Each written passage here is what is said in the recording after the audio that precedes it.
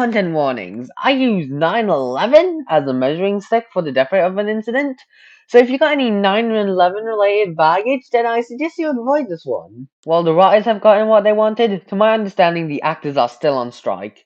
There's every chance the studios have done the sensible thing by the time this video is released, but if not, they are bad and should feel bad. I've watched other videos of this ilk and they have informed me that in times like these, it is wise to reference fair use, particularly under criticism. If any parts of this video are stolen, it's because the works I'm stealing from had it coming. This may not surprise you, but I'm one of those people who spend most of their time listening to YouTube videos. This, combined with the truly long amount of time I've been keeping this up over, means I've come across some content that is so low quality that it sticks with me. Today I'll be covering one such example, a series of free videos by the YouTube channel The Film Theorists.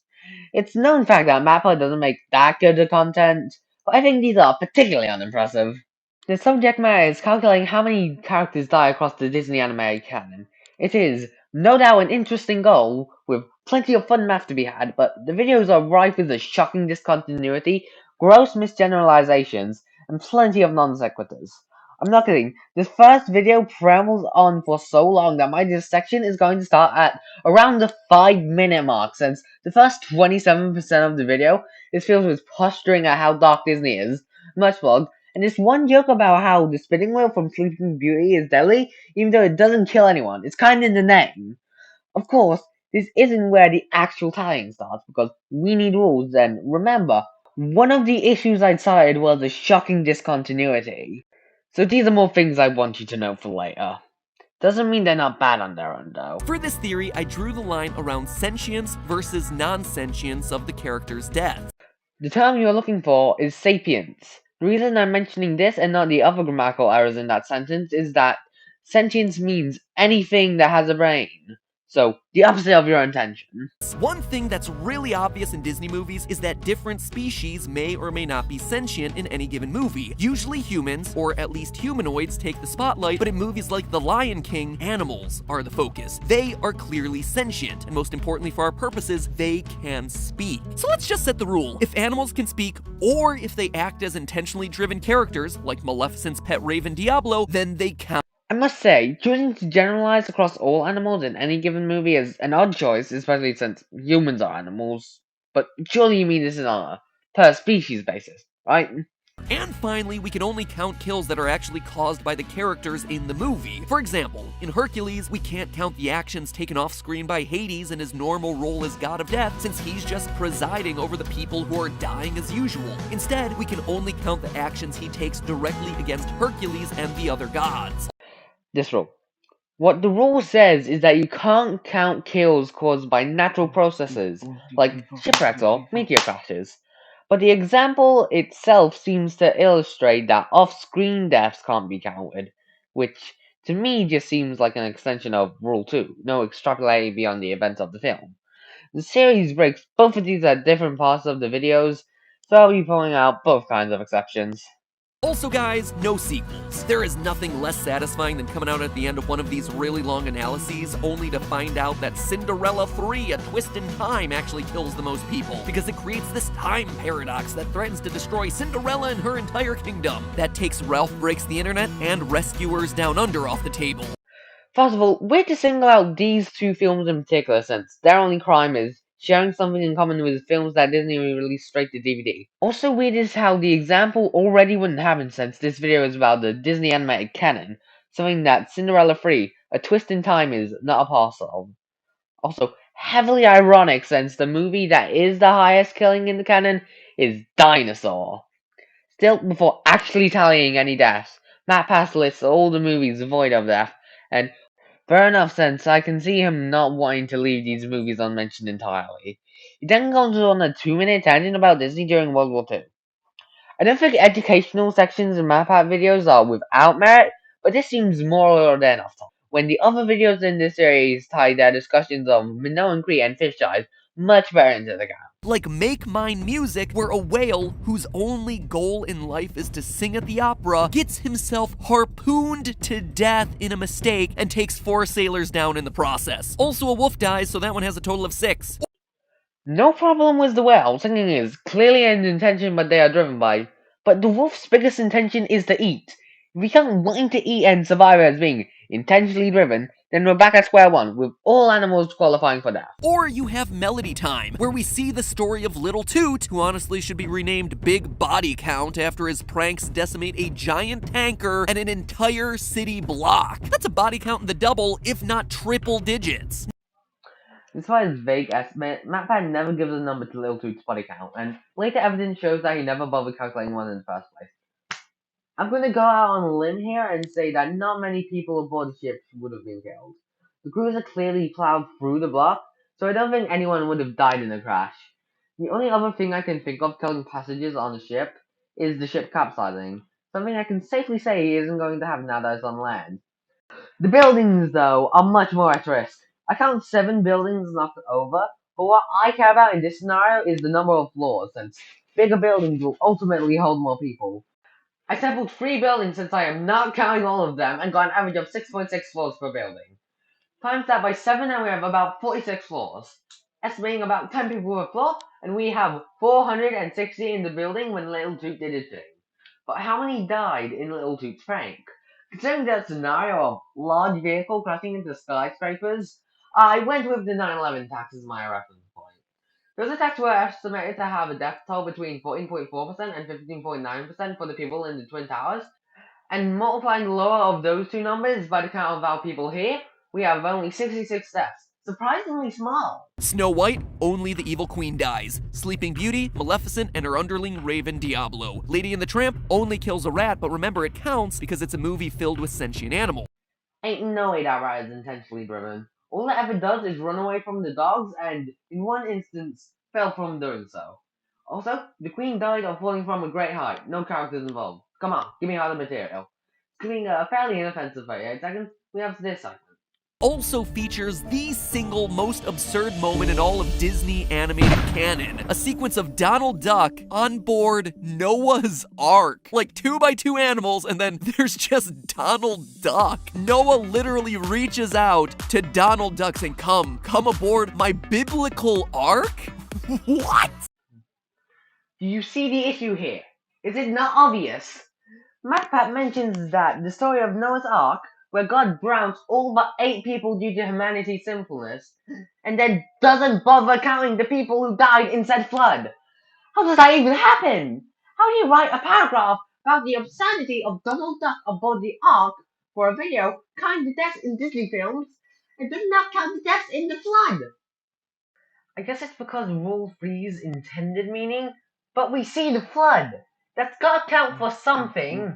This website that believes that the biblical flood was a real thing that really happened estimated that about 2 billion people lived at the time of the flood, giving 1,999,999,990 deaths once you subtract Noah's family, Donald Duck, and Daisy Duck, who is revealed to be on board later on. Fantasia 2000 is also meant to be a sequel to the original Fantasia, but that's fine for it. Moving on, problematic deaths. So only one death there, which is the big bad of Turbo, who died in a video game that wasn't his, and therefore he is just outright dead. But Turbo had become a cyborg at that point, no? This is mostly just an editing that makes sense. Turbo himself dies earlier, being devoured by said cyborg. And the voice shows the cyborg dying, not him. It does raise the question of whether or not the cyborg counts as a character under Rule 3, but I think we can let them get away with it. Like Frozen, we see Anna and Elsa's parents die in a shipwreck, but how many actually bit the dust in that scene? I mean, sure, we see a third person welcoming them on board the ship, but clearly there needs to be more crew on here than just him. When you do the research, technically there's probably about 33 deaths total in Frozen. Obviously the parents and Marshmallow, who does count, because if Olaf dies, you would probably count him, so Marshmallow should also count, but also there's the crew of 30 people that it would take to man a Hulk ship of that size from that era. I haven't watched Frozen 2, but I've observed enough knowledge via pop culture osmosis to know that something is revealed about the shipwreck in that movie. That being said, the video was made when we only had the first Frozen, and in the original Frozen, the shipwreck were completely natural. No characters involved. Pop culture osmosis has also informed me that Marshmallow is revealed alive in a post-credit scene. That segues into the outro of the video, So onto the second video. This video, being second, has the luxury of not having to introduce itself. So we can start at 038 instead of 519. And we wound up with a total death count of 44. One small problem. That's not how many deaths were in the OG video. Just going through and counting all the films explicitly mentioned in the kill count section, there's about 51 deaths. But that's not counting Tarzan and Oliver and Company, which I mentioned prior to the kill counts, both having 1 kill each. And Melody Time, which has somewhere between 10 and 999 kills by Matpat's calculation. The first two sections about Chicken Little and the Hunchback of Notre Dame are largely unproblematic, since the Chicken Little segment being too long for its own good, and Matpat using a slur for the Roma people in the Hunchback of Notre Dame segment. I get that is the term used for them in the film, but what the actual fuck, dude? What the fuck? Jesus fucking Christ. Home on the Range is the little known and very little watched Western comedy about animals trying to save their ranch from I can't even make this stuff up. Animals trying to save their ranch from an evil cattle rustler who yodels to hypnotize cows to do his bidding. Now don't everybody speak at one time. What is this, the frozen food section? Is this thing on? It was a movie that was so bad that it killed Disney animation for like 5 solid years. And you know what else it killed? About 304 sapient cattle who were yodeled, hypnotized, and then sold off to the black market of Black Angus. 5,000 cows are saved before the end of the movie, but the 304 depicted in this one scene are never found again. We don't actually see the cow get butchered though, just them get taken off to the slaughterhouse. Normally this would be just mere pedantry, but rule 3 means we can only use what's on screen. Speaking of Disney flops, Treasure Planet, which came out 2 years earlier and lost them even more money, about $30 million this time. Minor nitpick, the graphics showing the losses for Home on the Range shows the movie losing Disney $60 million, which I'd go as far as to say is more than Treasure Planet's $30 million loss. However, it's this opening storybook scene that causes us some issues. Hawkins, I thought you were asleep an hour ago. Mom, I was just getting to the best part. Yes, it is a children's story, but we find out later that the pirate Captain Flint is in fact a real person, and that the treasure planet is in fact a real place, and so presumably everything depicted in this fairy tale is true. But the way that the scene is presented in the film is as a storybook, which raises the question, since this would be an in-universe fictionalized account of events, would that actually count as actual people dying? I argue no, as our own world's historical fiction does not kill real people. There is some wiggle room, as the film does show it as a scene in its own right, but I think Matpat's reference to its storybook nature in the first place shows that he has already dismissed this possibility. Skipping his calculations, we have the Bambi segment, which I see no flaws in.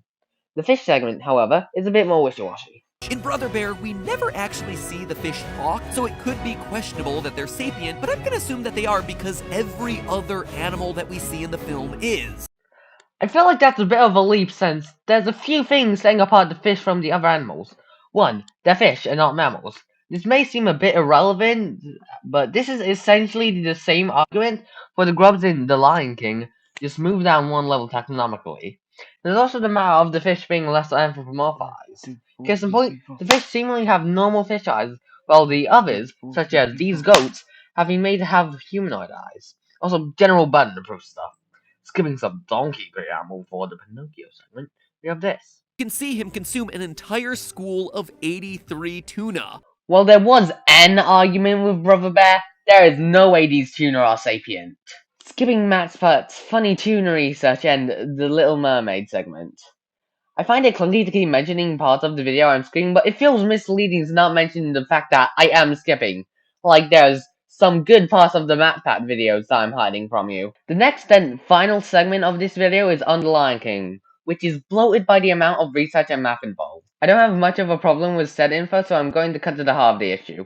But the real story here is all about the starvation. According to Sarabi, Scar, there is no food. The herds have moved on. So what exactly happened? 2 things. All of this feasting happens during the time skip in Hakuna Matata, meaning that every death happens off-screen. If this is not a violation of Rule 2, it is no doubt a violation of Rule 3. Second, a great deal is made about how Scar and the hyenas have overhunted, meaning that the amount of huntable wildebeest with decline over time. His calculations, though, do not account for this. The rest of the video is again inoffensive, so we shall start off on the final video. This video spends more time on less films, so a few of these segments are going to be reviewed in more broad strokes than with actual clips. Do feel free to check with the original videos, which should be linked in the description. The Milan segment is unproblematic. My only problem with the Moana segment is that it does the same maybe Rule 2, but definitely Rule 3 violation as the Lion King segment did, but it doesn't even get any deaths out of it. The later Hercules and Atlantis The Lost Empire dual segment also had some pretty alright parts, so I'll cut to the chase. Matpat's first choice when it comes to measuring Atlantis The Lost Empire's death toll is to not just go back to the original Plato, but go back to the original disaster Plato loosely based Atlantis off of. This is, of course, ignoring the myriad of changes between both Plato's work and the Minoan eruption, and between Disney's version and Plato's. For starters, they weren't even the same kind of disaster. While the Minoan eruption, yes, caused tsunamis, it was a volcanic eruption, not a giant flood. Also, Atlantis remained beneath the sea for 7,700 years, so it's probably more than just a tsunami. There's also the size of each civilization at the time of the cataclysm. The Minoan civilization did have some settlements across the Aegean, but was largely limited to Crete, whereas Atlantis is described as being the size of Asia Minor and ancient Libya combined. For context, Asia Minor means half of Turkey, and ancient Libya is generally agreed to be the entire Sahara west of Egypt, and that's the minimum for its extent. Even more bafflingly, Matpat says that because some people believe that the Taonomachy from Hercules is also based on the Minoan eruption, they should have the same death toll, despite their complete dissimilarity, even compared to that between the original Minoan eruption and the flooding shown in Atlantis. Also, there's this line. Although Hercules is taking place in Thebes, which is much farther away from Thera than Crete is, so there would be fewer deaths associated with Hercules just by proximity alone. Matpat, where do you think Atlantis is? Because I'll tell you one thing, it wasn't gonna fit anywhere in the Mediterranean, not without deleting various islands and peninsulas from existence. In fact, Plato outright states that it's in the Atlantic, and ignoring the fact that the logic used to arrive at these numbers doesn't even involve the literal Minoan eruption taking place in universe. Ah! The only segment left is the one on dinosaur, and it's not as comically bad as the last one. First, Matpat goes out of his way to mention that the film doesn't show the extinction of the dinosaurs, then gives some pretty compelling evidence that the film does in fact show the extinction of non-avian dinosaurs. It shows the meteor impact at the tail end of the Cretaceous period, that's shown killing everyone. The only core part of the KPG mass extinction you're missing is the location in Mexico. Also, the KPG mass extinction, or even this possibly non-KPG meteor, isn't the fault of any character unless you get into some deep conspiracy stuff. After the dinosaur segment is some award show thing which I solemnly swear to not care about. When I was a young boy, my father took me into the city to see a marching band. He said, "Son, when you grow up, would you be the savior of the broken, the beaten, and the damned?" He said,